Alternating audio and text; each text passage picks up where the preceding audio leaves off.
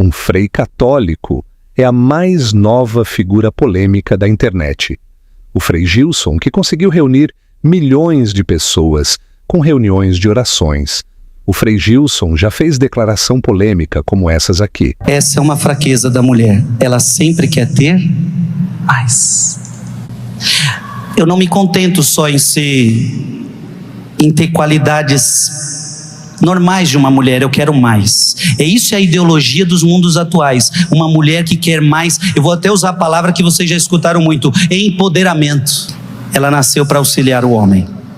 Você não nasceu para guerrear com homens. Você nasceu para ser uma auxiliar dos homens. Ser submissa não significa ser escrava e nem fazer tudo o que o marido quer. O conceito de submissão deve ser entendido no contexto de um amor mútuo e respeito, buscando o melhor para o outro e para o relacionamento como um todo. E quando as pessoas começam a recorrer a essas outras realidades, a vida começa a andar para trás. Porque o diabo quer outras coisas. Desculpa falar com tanta sinceridade e repito com todo respeito a eles, mas católico não pisa em centro espírita. Intolerância religiosa é um crime que consiste em discriminar a prática religiosa de outra pessoa. Nós temos que evitar a feitiçaria, que nós devemos evitar a magia, que nós devemos evitar as adivinhações. Por essas palavras, nota-se que o Frei Gilson não entende nada de espiritismo. Os princípios do espiritismo é a existência de Deus, a imortalidade da alma, a reencarnação, a comunicação com os espíritos e a lei de causa e efeito. O espiritismo não defende a feitiçaria, nem a magia e nem tampouco as adivinhações. Se você quer ser católico, você segue a Bíblia, você segue a palavra, e na palavra não tem nada a ver com reencarnação. E por que o católico não acredita em reencarnação? Porque não existe reencarnação na Bíblia. Não existe. Leia a Bíblia do Gênesis ao Apocalipse, você não vai encontrar reencarnação. Talvez o Frei Gilson nunca tenha lido quando Jesus disse que tinha coisas que não poderia falar, mas que o Espírito da Verdade viria para revelar, de acordo com o Evangelho de João. Assim como na Bíblia não fala a palavra espiritismo, também não fala de física quântica, de celular, de televisão, de satélite, internet, do avanço da tecnologia e agora com inteligência artificial. É óbvio que a Bíblia não fala de espiritismo. Por quê? O espiritismo é uma doutrina religiosa que surgiu na França, na segunda metade do século XIX. Hoje, o Frei dizer que a Bíblia não fala de reencarnação, ou é muita ignorância, ou ele está tentando ludibriar as pessoas que lhe seguem e defendem seus preceitos, tentando associar o espiritismo ao demônio. Agora, eu vou deixar para o Frei Gilson uma aula do que é ser cristão. Veja. Acolho bem ao pessoal do Candomblé, acolho mesmo, um abraço, tenho amigos, tenho amigas, porque não sou melhor do que eles, não sou melhor do que eles.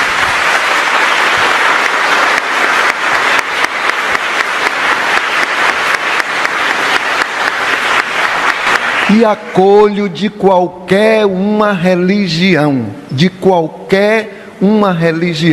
seja ateu, seja o que for, acolho a todos. Essa é minha orientação. Se algum funcionário, se algum voluntário não procede assim, não segue as minhas orientações.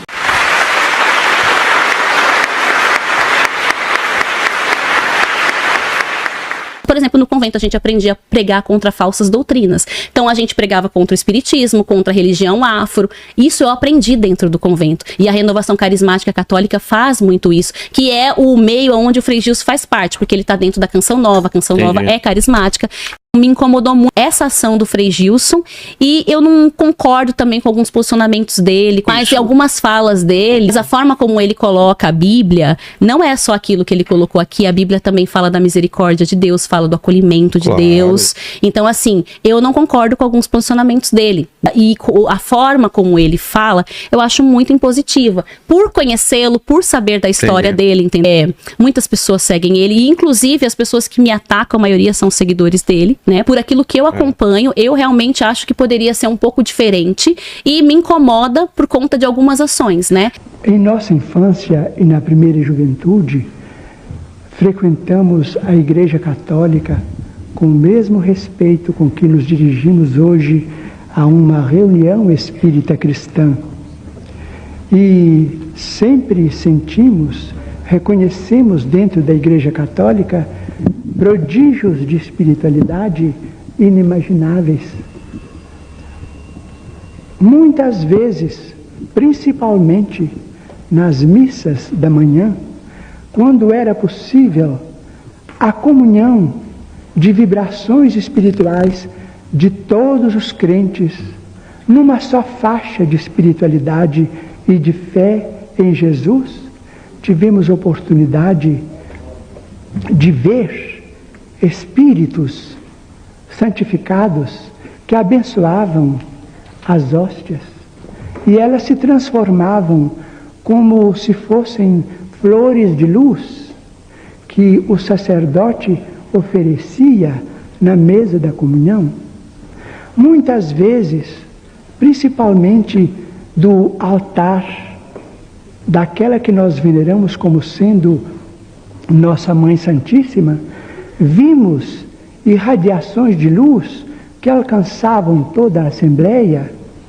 Do altar consagrado a Santa Teresinha de Lisieux, muitas vezes vi partirem rosas trazidas por criaturas desencarnadas, amigos e amigas católicos da cidade de Pedro Leopoldo, sem que eu pudesse explicar o fenômeno.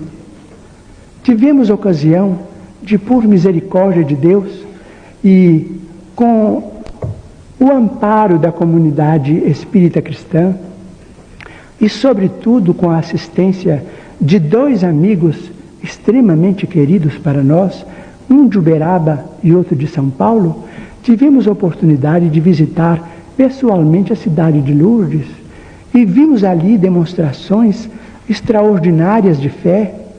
Sentimos a espiritualidade do Evangelho na cidade de Lourdes, como se o cristianismo estivesse renascendo na procissão em toda a sua pureza. Portanto, todos os fenômenos de bondade divina através da Igreja Católica, que nós consideramos como mãe de nossa civilização, eles todos são legítimos, credores de toda a nossa veneração. Nós não estamos separados, os evangélicos reformistas e nem os espíritas cristãos, por diferenças fundamentais. Os espíritos nos ensinam que nós estamos em faixas diferentes de interpretação, mas somos uma família só diante de nosso Senhor Jesus Cristo, e que reverenciamos em sua santidade o Papa, em nossos eminentes cardeais no Brasil, protetores da nossa fé. Nós não podemos esquecer isto, e amamos a religião tradicional em tudo que ela tem de belo, em tudo que ela tem de divino, embora estejamos pessoalmente na faixa do espiritismo cristão, dentro das conceituações de Allan Kardec, porque a mediunidade nos chamava para esse campo de trabalho que também é profundamente cristão, e para ele um dia partimos das nossas atividades na Igreja Católica com a bênção de um sacerdote a quem nós amávamos como se ama a um pai.